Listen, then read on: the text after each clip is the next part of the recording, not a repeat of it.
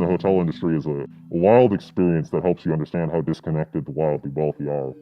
I've seen the darker side of humanity: suicides, murders, spousal abuse, human trafficking. That shit stays with you for a long time.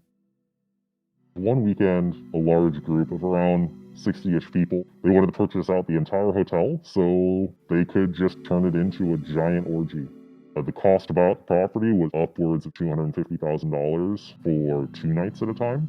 That says you've got money to spend. They left a nightmare room. Blood, feces, semen stains. One of my bellboys came up and was like, "I've got a black light, I'm curious." He turned it on, and I remember we looked down and saw the stains, we looked to the sides and saw them on the wall. At one point in the bathroom, we looked up and saw them all on the ceiling, and we were just like, how do you do this? This is not human. Were you on the ceiling?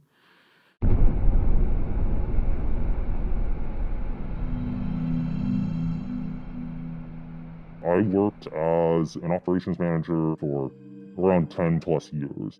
I've worked in hotels where the average daily rate is anywhere from like $99 and then all the way up to boutique properties where the average cost is around $1,400 per night. In general, the higher up that price value, the more common it is to be treated like you're less than human. The people who are coming to visit you, famous pop stars, Russian oligarchs, they have a private plane that they get in a private vehicle with all tinted blackout windows. Sometimes they have security squads. They'll snap their fingers at them. Very large sense of entitlement where if they approach the desk, they are the only thing that exists to you in that moment. And that's what they came to expect from that level of entering a luxury hotel. Most people who visit boutique hotels are not coming for business. They're there for pleasure. There was a group of fabulously wealthy individuals. You can definitely get a sense of how much wealth they actually have when they're talking about things like buying a fleet of Boeings in the lobby casually. They would buy out this entire property. They were spending as much as a luxury wedding. And it was basically a giant swingers orgy. We'd have people having sex in the pool, people laying on our wine bars naked, a couple having sex on a balcony in plain view. So you're looking up at it. Quite an angle. And every single room would have a different theme and a safe word posted outside of the door. The one that stands out to me was there's a mermaid-themed room. It was actually kind of impressive, the details they went, so it was very like under the sea vibe. There was the Wild West room. There was the straight-up BDSM room. One couple we had to talk to, while they were naked, they would purposely wait to start having sex until housekeeping wanted to clean the room. They wanted somebody to watch. The day after they had all departed, I got a call from housekeeping saying that one of the showers was busted, and I go take a look at it, and they had hacksawed off the actual shower piece, the shower head, and attached a 4-foot-long anal probe hose to it, with multiple settings on the other end. And that was as disgusting as you can imagine. After all of the drama and mental scarring that we put up with for this orgy buyout group, probably between about 30 staff, I want to say we made $20 in tips. I found myself on more than one occasion getting stuck in awkward situations between husbands, their lovers, and then the actual wife. The worst case scenario was husband and wife shared credit cards naturally, and she started seeing the hotel show up on the books, and she stormed in and slammed bank statements down. It's like, "I know my husband's here, you guys are lying to me, we have to just say, you know what, I'm so sorry, we don't have anyone here by this name." And meanwhile, we could literally hear them having sex upstairs. Apparently she didn't notice the sounds were familiar to her, which might be a sad statement on their marriage, actually.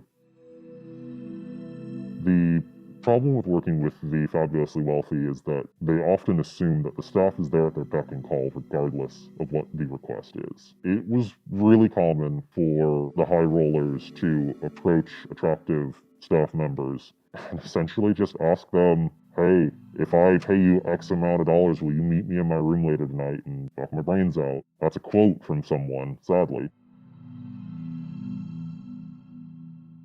We had a very busty, gorgeous front desk woman at one hotel, and someone came down and offered her quite a bit of money in front of management. And at the moment, she naturally declined. I have security cameras in all the halls, and seeing that person sneak out around 2 a.m. was definitely a little suspicious. The most shocking example was an incident where the wedding was around 2 p.m.-ish that day. Come nightfall, one of our event staff slept with the wife and ended up getting caught. It turned into quite a big deal with screaming and shouting and all this stuff. He hid in a bathroom in a supply closet until the heat died down, and then he just walked into the front office and clocked out like nothing ever happened. His mom happened to be in charge of events, so she made sure he didn't get terminated. The demographics of the staffs who work at hotels are usually pretty evenly split. If you're an attractive white person who speaks English quite well, you're probably going to be reservations, front desk, something visual. If you're not of that ethnicity, just because they have an accent and that might not present well to your guests, your most likely bet is that you're going to get placed in housekeeping. If you're working at a decent property, you could probably get $10 to $15 an hour as a front desk host. If you're housekeeping, you're maybe getting 9 to 10.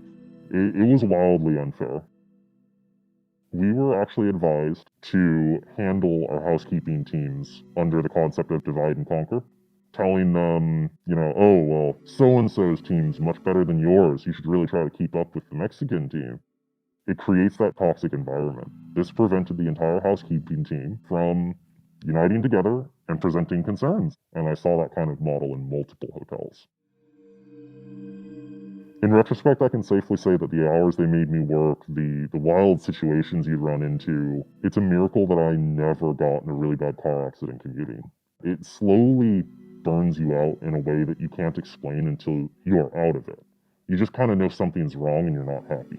The biggest thing that the public doesn't understand about the hotel industry is that there are wild things happening behind closed doors every single day. Fabulously wealthy individuals are wild.